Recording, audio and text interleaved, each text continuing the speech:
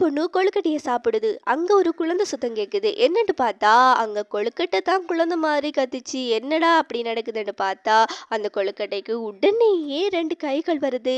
அப்படி என்னதான் இங்க நடக்குதுன்னு பார்த்தா, ஒரு அழகான குழந்தை வடிவுல அந்த கொழுக்கட்டை வந்திருக்குது. அது அழகா தூக்கியா, இது அழகா இருக்குதே, ரொம்ப கியூட்டா இருக்கு அப்படின்னு சொல்லி அதோட கொஞ்ச நேரம் விளையாடுது.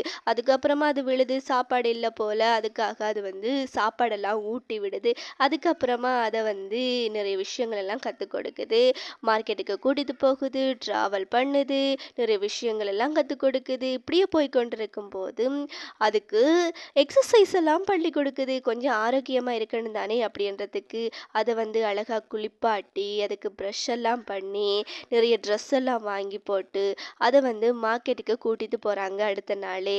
அவங்க எச்ஓடிங்க விளையாடிட்டு இருக்கும்போது அதுக்கு பின்னாலயே போகுது.